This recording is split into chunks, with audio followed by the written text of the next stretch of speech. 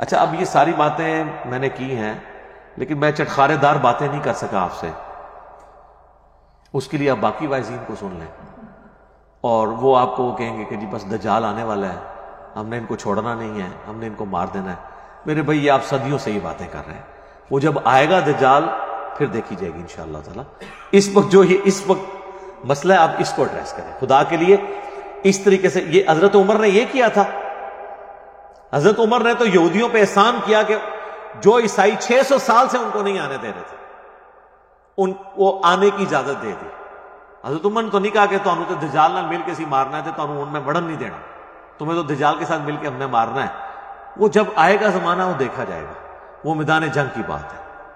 اس وقت میرا خیال ہے ہم دائی بنیں، یہودیوں تک ان کی بات پہنچائیں کہ بھئی تمہارے اندر کہاں کہاں پر علمی خرابی ہیں. اور میں آپ کو بتاؤں کتنے یہودی ہیں جنہوں نے جب قرآن سٹڈی کیا ہے، جو عربی کے جاننے والے ہیں یا انگلش میں ترجمہ پڑھا ہے، وہ مسلمان بھی ہوئے ہیں، اگرچہ ان کی تعداد کم ہے عیسائیوں کے مقابلے پہ. لیکن بہرحال اس وقت دائی، ابھی یہ میدان جنگ والا معاملہ نہیں. اور اس میں آپ مجھ سے پھکی لے لیں، یہودیوں کے اعتبار سے بخاری اور مسلم دونوں میں حدیث ہے، مولا علی کو غزوہ خیبر میں جب نبی صلی اللہ علیہ وآلہ وسلم نے بھیجا نا، آپ دیکھیں کہ شکست پہ شکست ہو رہی تھی مسلمانوں کے جو پہلے ٹروپس کو، تو حضور کا تو غصہ آسمانوں پہ ہونا چاہیے تھا. لیکن حضرت علی کو زرہ اپنے مبارک ہاتھوں سے باندھی. حضرت علی کو آپ نے نصیحت کی کہ علی پہلے جا کے انہیں دعوت دینا، میدان جنگ میں بھی ان کو کہنا کہ اسلام قبول کرو. اگر تیری وجہ سے ایک بندے کو بھی ہدایت مل گئی تو تیرے لیے سرخ اونٹوں سے بہتر ہے. یعنی جس کو آپ V8 کہتے ہیں آج کے زمانے میں. V8 لے کے نہیں دے دی تھی حضرت علی کو حضور نے، یعنی گویا کہ وہ ملنا ہے جیسے ایک دنیا دار کو آخرت کی V8 آپ کو ملے گی. تو نبی الاسلام میدان جنگ میں بھی یہودیوں کے خلاف غزوہ خیبر، وہ خائن یہودی جنہوں نے حضور کو مدینہ شریف میں تنگ کیا، پھر آپ کو تنگ آ کے نبی الاسلام نے یعنی آپ صلی اللہ علیہ وآلہ وسلم نے ان کو مدینہ شریف سے نکال دیا، وہ خیبر میں آباد ہو گئے. اتنا غصہ ہو تو پھر بھی بات دعوت کی کہ اسلام قبول کر لیں. نہیں کیا تو ایز اے لاسٹ ریزارٹ ان کے ساتھ لڑائی والا معاملہ ہو. ابھی یہ یہودی تو وہ کہتے ہیں نا یار، اب تمہارے پیغمبر نے بھی تو ہمارا قتل عام کیا تھا، بنو قریظہ کے ساتھ کیا کیا، یہودیوں کا قبیلہ تھا نا. تو آپ ان کو بتائیں کہ میرے بھائی یہ بد عہدی کی سزا تھی، یہودیوں میں بد عہدی کی سزا یہی ہے. آپ کے جو 70,000 یہودی ایک دن میں قتل ہوئے تھے جنہوں نے بچڑے کو رب مان لیا تھا، ان کی سزا جو اللہ نے مقرر کی تھی کہ ہر قبیلہ اپنے قبیلے کے لوگوں کو قتل کرے گا، تو یہ سزا کنٹینیوس آپ کی شریعت میں چل رہی ہے. ٹھیک ہے، نبی الاسلام پہ ہوتا تو آپ معاف بھی کر دیتے. ٹھیک ہے، یہ بد عہدی کی سزا ملی تھی، اور اس میں بھی بچے اور عورتیں قتل نہیں ہوئے تھے، یہ ذہن میں رکھیے گا. تو اب یہ تو ٹاپک، تو اب وہ بعض لوگ سوچ رہے ہوں گے کہ جی وہ حدیث نہیں سنائی بخاری مسلم کی. سر وہ بھی میں مسلمانوں کو سناؤں تو پھر میں ساتھ تھوڑی سی بے عزتی بھی کروں گا. بخاری مسلم دونوں میں حدیث ہے، قرب قیامت میں جب مسلمانوں کی آخری جنگ ہوگی دجال کے خلاف، آرمگڈون جسے کہتے ہیں وہ لوگ،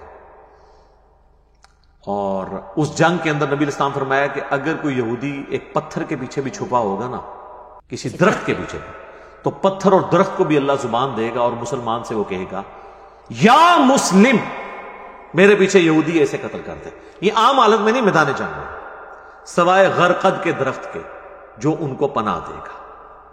تو اس میں الفاظ ہیں یا مسلم. تو یہاں آپ کسی جتنے یہاں پہ مسلمان ہیں ان کو ذرا کہہ کے دیکھیں نا، آپ کسی مسجد میں بریلویوں کی جائیں اور کہیں کہ جی یہ کس کی مسجد ہے، وہ کہے گا بریلویوں کی. تو اس کو پوچھیں آپ کون ہے، وہ کہے گا میں بریلوی. اور آگے سے وہ آپ کو پوچھے آپ کون ہے، تو آپ کہیں میں مسلمان ہوں. تو دیکھیں اس کی تیوری کیسی چڑھتی ہے. وہ کہے گا میں کافر ہوں. بھئی اگر تو کافر نہیں ہے، مسلمان ہی ہے، تو تو اپنے آپ کو مسلم کیوں نہیں کہتا؟ اس دن سے پہلے کہہ دے کہ جس دن تجھے پتھر نے بھی اور درخت نے بھی کہنا ہے، اور تو نے اس وقت تو نے نہیں ماننا جب تک تجھے سنی، شیعہ، بریلوی، دیوبندی، حنفی، شافعی، مالکی کہہ کے نہ بلایا جائے. یا تو نے سمجھنا ہے کہ انجینئر صاحب کی کوئی ویڈیو چل گئی ہے پیچھے سے. تو یہ حدیثیں پھر جب سنائیں گے اس کے ساتھ تلخ چیزیں یہ جڑی ہوئی ہیں، پھر یہ بھی سنیں آپ. حیات مسیح اور نزول مسیح کے اوپر میری ویڈیوز ہیں، اس میں دجال کا جو قتل صحیح مسلم ہے، مقام لد پہ حضرت عیسیٰ علیہ السلام اسے قتل کریں گے. عیسیٰ علیہ السلام 2 زرد چادروں میں جو ہے وہ دمشق کے مینار پہ اتریں گے، اور اس کے بعد وہ نماز، یعنی پہلی نماز تو امام مہدی پڑھائیں گے، اس کے بعد حضرت عیسیٰ علیہ السلام ساری نمازیں پڑھائیں گے. اور مسلم شریف کے الفاظ ہیں کہ وہ تمہیں کتاب اللہ اور تمہاری نبی کی سنت کے مطابق چلائیں گے. اور آپ کے بزرگوں نے یعنی شیخ احمد سرندی جسے آپ کہتے ہیں 1000 سال کا مجدد ہے، اور وہ بھی انہوں نے اپنے آپ کو خود ڈکلیئر کیا ہوا ہے. کوئی حدیث 1000 سال کے مجدد کی نہیں، 100 سال والی ہے ابو داؤد کے اندر، حاکم کے اندر، مشکات میں موجود ہے کہ ہر صدی کے کنارے پہ ایک اللہ تعالیٰ میری امت میں شخص مبعوث کرے گا جو دین کی تجدید کرے گا. لیکن وہ شیخ احمد سرندی نے کہا نہیں جی میں تو الف ثانی میں آندہ 1000 سال کا مجدد ہوں. ان سے پوچھیں پہلے 1000 سال کا مجدد کون ہے، تو آپ کا کیا خیال ہے وہ کس کو کہیں گے؟ نبی صلی اللہ علیہ وآلہ وسلم کو. وہ کہتے ہیں پہلے 1000 سال حضور نے کور کر لی ہیں، اگلے 1000 سال میں کور کروں گا. جی ظاہر ہے وہ عمر بن عبدالعزیز تو 100 سال کا مجدد ہے، اگلا مجدد امام شافعی تو 100 سال کا مجدد ہے. تو وہ کہتے ہیں وہ انہوں نے باقاعدہ مکتوبات میں لکھا ہے کہ اب چونکہ حضور صلی اللہ علیہ وسلم کی وفات کو 1000 سال ہو چکے ہیں تو اب پہلے مجدد کی ضرورت ہے. 1000 سال کو تو نبی علیہ السلام کی دعوت نے کور کیا، اب میں نے. اور پھر اس میں انہوں نے یہاں تک لکھا ہے کہ مجھے اللہ سے امید ہے کہ جو مجھے اللہ نے جو انہوں نے اپنی شانیں کلیم کی ہیں خود ساختہ، اس کا مجھے امید ہے کہ اس کا کچھ حصہ جو ہے امام مہدی کو بھی ملے گا. انہوں نے کہا مہدی بھی میرے انڈر ہی ہونا ہے، میں فکر ہوں، اور ہونا بھی چاہیے. امام مہدی تو 100 سال کے مجدد ہوں گے نا، یا وہ آخری صدی کے مجدد ہوں گے نا، تو ظاہر ہے جو 1000 سال کا ہے وہ 100 سے تو بڑا ہے. ان سے پوچھا کہ 1000 100 میں انہوں نے کہا جی اتنا ہی فرق ہے جن 1000 تے 100 ہی چوندا ہے، اتنا اس مجدد دے فرق ہے. تو پھر تو ظاہر ہے مجدد صاحب کا تو مرتبہ زیادہ ہے. اور وہ کہہ رہے ہیں اس میں کہ جی ہمارے بزرگوں نے کشف کے ذریعے دیکھا ہے کہ حضرت عیسیٰ علیہ السلام بھی جب دنیا میں اتریں گے تو فقہ حنفی کے مطابق عمل کریں گے. جی پھر ان کو شرم آئی کہ میں نے بہت بڑا کلیم کیا. ان کا نہیں، ان کا اجتہاد جو ہے نا وہ امام حنیفہ سے مل جائے گا. سر امام حنیفہ کا اجتہاد تو آج ویلڈ نہیں رہا. یہ کیمرے کا مسئلہ، قطبین پہ نماز کا مسئلہ جہاں 6 مہینے کا دن 6 مہینے کی رات ہوتی ہے، پوسٹ مارٹم کا مسئلہ، اعضاء کی پیوند کاری کا مسئلہ، انتقال خون کا مسئلہ، کینگرو کا مسئلہ. امام حنیفہ کو تو کینگرو کا پتہ ہی نہیں تھا کہ آسٹریلیا میں اتنے کینگرو ہوتے ہیں، یہ حلال ہے یا حرام ہے. تو اجتہاد تو اسلام کی خوبصورتی ہے، تو انہوں نے ان کے ساتھ جوڑا ہوا. تو حضرت عیسیٰ علیہ السلام کو بھی ان کے انڈر کر دیا ہوا کہ جی وہ فقہ حنفی کے مطابق، وہ بھائی صحیح مسلم میں وہ تمہیں اللہ کی کتاب اور اس کے نبی کی سنت کے مطابق چلائیں گے. That's all. تو اللہ کا شکر ہے میں یہ مسلم کی وجہ سے بحث کی کہ مسلم بن جائیں.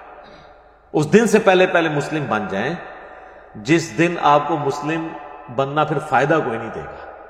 ٹھیک ہے، بلکہ آپ کو تو وہ دجال کے بھی آتا ہے نا بخاری مسلم میں کہ ماتھے کے اوپر کافر لکھا ہوگا لیکن ایبریویشن میں لکھا ہوگا کاف فا را، یا کاف فا الف را، دونوں بھی ہو سکتے ہیں، کھڑی زبر ہو تو تو میں اکثر کہتا ہوں یہ کاف سے کشف پڑھ لیں گے، الف سے الہام پڑھ لیں گے، فا سے فیض پڑھ لیں گے، اور را سے روحانیت پڑھ لیں گے. وہ کہیں گے یہی سب سے بڑے بزرگ ہیں، دیکھو یہ تو بارش برسا رہے ہیں، زمین سے سبزہ اگا رہے ہیں، ان سے بڑا کون بزرگ ہوتا ہے. لوگ کہتے ہیں ہم پہچان لیں گے. سر اس طرح نہیں پہچانا جا سکتا جب تک آپ شعبہ بازیوں سے نکل کے کتاب و سنت کے راستے پہ نہیں آ جائیں گے.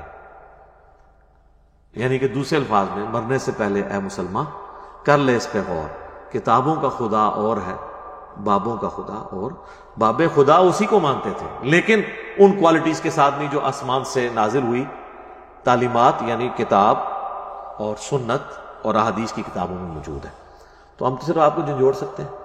انشاءاللہ ایک دن آئے گا، امید ہے اگر آپ نے یہ ہماری نصیحت لے لی اور آپ کے زمانے میں دجال آ گیا اور عیسیٰ علیہ السلام کی صحبت ہمیں نصیب ہوئی، امام مہدی کی صحبت نصیب ہوئی، تو اگر آپ نے زندگی میں ایک دفعہ نعرہ لگایا ہوا نا کہ نہ میں بابی نہ میں بابی میں ہوں مسلم علمی کتابی، تو جب جناب غرقد کے درخت کے سوا باقی درخت اور پتھر آواز دیں گے تو آپ کو آواز بھلی معلوم لگے گی انشاءاللہ، اور آپ اپنے آپ کو مسلم سمجھتے ہوئے فخر محسوس کریں گے.